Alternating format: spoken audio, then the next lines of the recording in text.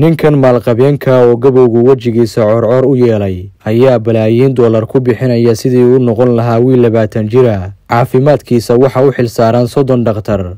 gabdho qurux badan ayaa ka qosliya oo kilkileeya, la faraka ciyaara, marna u heesa marna masaaj u sameeya si uu farxad u dareemo, waxaana lagu shubaa dhiigga dhalinyarada 20 jirada. arrinta yaab kale ayaa inuu daawado filim kartuunka carruurta bacdama uu ciyaalnimada u xiisa qabo, cimri tagaan la soo celin karayne. odaygan doqoshka wuxuu hantidiisa u huray sidii uu dhalinyaro u noqon lahaa. ninkan oo cuqdad ka qaba kaduudka iyo laalaabka da'du ay ku keentay wejigiisa ayaa laga mamnuucay inuu haweenay la seexdo bacdama arrintaasi ay keenayso in da'diisu ay sii kororto. wuxuu yeeshay awoodda wadnaha iyo beerka 18 jirada, balse cimrigiisu waa sii kordhaya oo hadda kontomeeyo sano ayuu garaacayaa. fadlan like saar muuqaalkan, haddaad noo sheergaraysana waxaan goyn doonaa malaayiin mayl. mahadsanid. tani waa sheekada bilyaneerka caanka ee 2 bilyan ee dollar ku bixinaya sidii uu u noqon lahaa wiil dhalinyaro 20 jir ah. maalqabeenkan u dhashay dalka Mareykanka ayaa ah hal-abuurihii shirkadda Braintree, taasoo markii dambe shirkadda eBay ay kaga iibsatay 800 milyan oo dollar. ninkani wuxuu kaloo dhidibada u taagay shirkad lagu magacaabo Kernel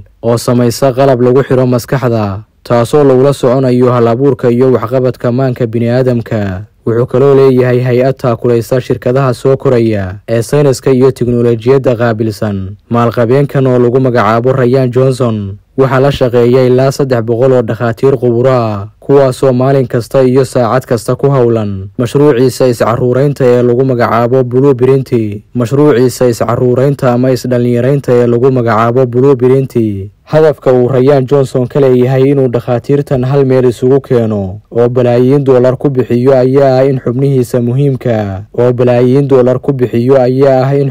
muhiimka sida wadnaha, beerka, kelyaha iyo sanbabadu inay u shaqeeyaan sidii uu ahaa xilligii uu 18 jirka ahaa. ninkan ayaa dhakhaatiirtiisu waxa ay ku doodayaan inuu ku liibaanay dhiigga dhalinyarada 20 jirada ah, taasoo ay ku tilmaameen in maalqabeenkan oo 50 sano jir ah uu wadnihiisu u shaqeeyo sida wiil 35 jir ah, sanbabadiisuna ay u awood badan yihiin sida wiil 18 jir ah. sida la wariyo mashruuca is-dhalinyaraynta ayaa ninkan ku soo bilaabatay ka hor intuusan iska iibin shirkaddii Braintree ee ay kala wareegeen shirkadda eBay, xilligaasoo uu haleelay xanuun xagga dhimirka kaasoo ka dhashay shaqooyinkiisa siyaadada ah iyo stress fara badan, ilaa uu mar ku sigtay inuu isdilo. Ryan Johnson sida caadada ah subax kasta wuxuu soo kacaa 5 aroornimo, wuxuuna qaataa cunno kaabayaal, isagoo horey ka bilaaba jimicsigiisa oo qalabka gaarka loogu sameeyey uu u dhigmo inuu halkii saac samaynayo 300,000 oo aalamiitada istaag fariisaa. kadibna wuxuu cabbaa sharaab laga shiiday khudaarta cagaaran oo lagu daray keratin iyo collagen, isagoo ku luqluqanaya saliidda sumowga ka hortagta.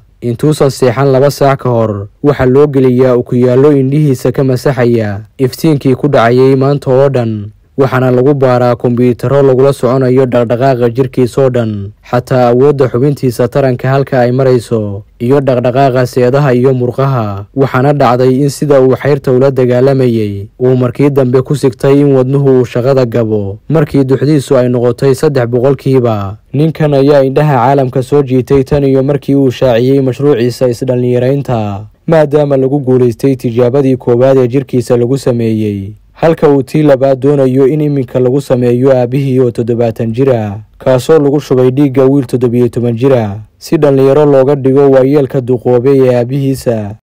ma ku nooshahay wadamada qurbaha sida Canada, USA iyo guud ahaan Yurub? shirkadda caalamiga ee Forever Living oo ay ka faa'iideysteen kumanaan Soomaali ah waxay idiin haysaa fursad ganacsi. manager Cusmaan oo caawiyay Soomaali badan oo ku nool wadamada qurbaha wuxuu diyaar u yahay inuu idinka faa'iideeyo. ma laha shuruudo badan, mana laha khidmad isdiiwaangelina. ganacsiga alaabta oo ah badeeco aad u tayo sareysa waxaad ku bilaabi doontaa dhaqaale aad u yar adigoo ka heli doona macaash badan. haddaba ma kaa go'an tahay mase doonaysaa isbeddel dhaba? fadlan la xiriir WhatsApp number +1 41 65 79 80 53.